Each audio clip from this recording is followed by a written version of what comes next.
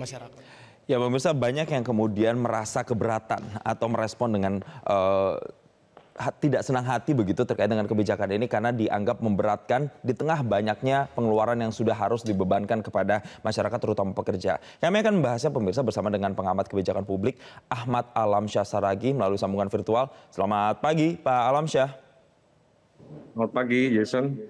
Baik, terima kasih telah Pak Alamsyah telah bergabung bersama kami. Pak, kalau tadi saya sudah menjabarkan berbagai macam fakta dan juga respon, ternyata garis besarnya adalah masih banyak masyarakat yang kemudian merasa terbeban. Apakah kalau Anda melihat ini juga betul semakin membebani kelompok pekerja, terutama mereka yang ada di golongan menengah ke bawah, Pak? Ya pasti ya, pertama kali itu pasti ada beban. Tapi Jason, ini sebetulnya adalah satu ide yang sudah mengemuka di 25 tahun yang lalu bahkan ya. Saya masih umur 30-an pada saat itu. Tapi entah mengapa kok pemerintah lambat sekali dan sebetulnya beberapa negara itu juga menerapkan kebijakan seperti ini untuk mengantisipasi bonus demografi mereka. Nah kalau kita terlambat memang nanti saya nggak bisa membayangkan kebijakan seperti ini diterapkan pada saat aging society di kita lebih banyak daripada orang-orang muda yang masih bekerja ya. Nah, karena dia dipotong dari gaji, pasti punya dampak memberatkan terhadap konsumsi.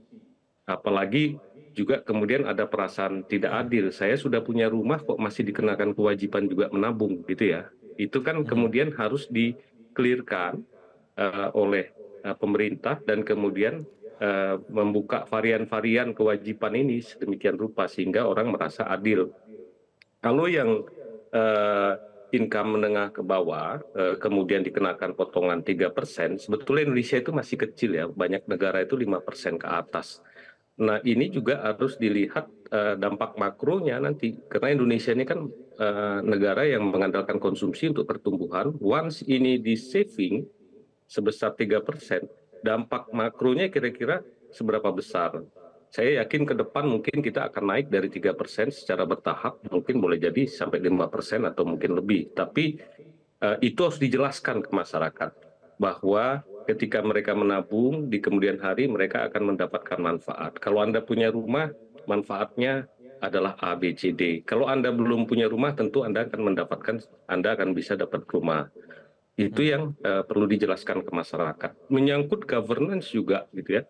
Hati-hati, masyarakat ini masih dalam situasi trauma dengan penggunaan dana-dana publik yang suka-suka ya, seperti kasus Jiwasraya, Asabri. Nah, trust building ini nggak sembarangan, nggak bisa cuma dengan menyatakan lah nanti kalau sudah ada manfaatnya juga pasti akan masyarakat senang gitu. Tidak sesederhana itu menurut saya. Karena governance ini akan menentukan seberapa masyarakat mau nanti untuk menyisakan income-nya, terutama mereka yang bekerja secara mandiri. Kita jangan lupa, BPJS Kesehatan itu punya pengalaman kerepotan untuk collecting yang mandiri. Nah, dia punya pengalaman yang perlu diadopsi nanti. Begitu juga BPJS Tenaga Kerja kita. Para pekerja mandiri yang banyak itu, jumlahnya lebih banyak bahkan dari yang formal, itu juga masih sangat sedikit yang menggunakan jasa BPJS Tenaga Kerja. Ini akan dihadapi oleh BP Tapra ke depan. Baik. Pak Alamsyah, kalau tadi dikatakan ada kemudian trust building yang harus dijaga di situ, hal-hal besar lainnya ini juga memperlambat konsumsi dari masyarakat dan adanya beban kepada masyarakat. Tapi pertanyaan sederhananya begini, kalau kemudian kebijakan ini diberlakukan dan masyarakat mau mengajukan rumah, apalagi mereka yang memiliki penghasilan menengah ke bawah begitu atau berpenghasilan rendah, apakah serta-merta itu bisa memudahkan mereka untuk mendapatkan rumah? Ya, saya tidak yakin. Karena apa, Jason? Ini dibikin kebijakan ini tanpa deskripsi ekosistem yang clear. Ini nanti akan menimbulkan spekulasi-spekulasi ya. Selama ini masyarakat dibiarkan dilayani oleh sektor swasta. Kita punya perumnas tapi performanya buruk, begitu ya. Ketika orang sudah menabung, dalam 1 tahun dia ingin segera mendapatkan rumah, tidak sesederhana yang dibayangkan.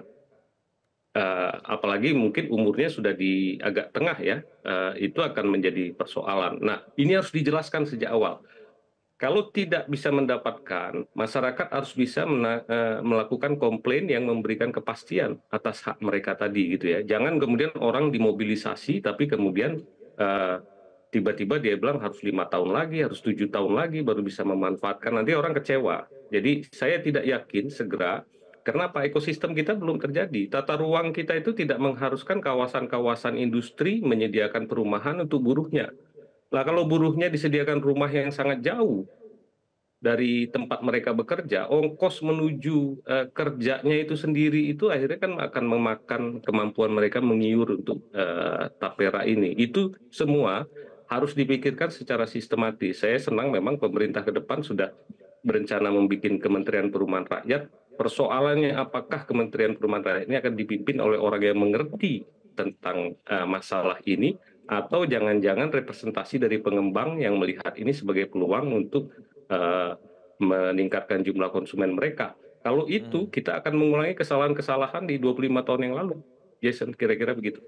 Baik, Pak Alamsyah, secara spesifik kalau Anda tadi addressing soal ekosistem dari kita ini sebenarnya belum suportif dengan peraturan yang ada atau PP nomor 21 tahun ini. Lalu kemudian apa yang spesifik perlu dikaji lebih dalam dan diperjelas terkait dengan iuran tapera ini, Pak Alamsyah? Ya, pertama iuran tapera ini harus dipastikan dengan sekalipun orang sudah menabung 1 tahun, dia hanya akan bisa mendapatkan rumah jika, nah syarat-syarat itu harus diberitahu ke masyarakat ya, supaya orang kemudian tidak over expect. Yang kedua, pemerintah harus bisa menjanjikan bahwa pada tahun sekian itu praktis orang jika menabung dalam tempo tertentu sudah bisa dipastikan akan mendapatkan rumah yang layak dengan standar tertentu di kawasan-kawasan yang memang dekat dengan tempat kerja mereka. Itu semua menjadi syarat keberhasilan bagi negara-negara yang menerapkan sistem seperti ini ya. Kelihatannya sepele, tapi orang Indonesia itu seringkali menganggap sepele hal-hal yang penting gitu ya.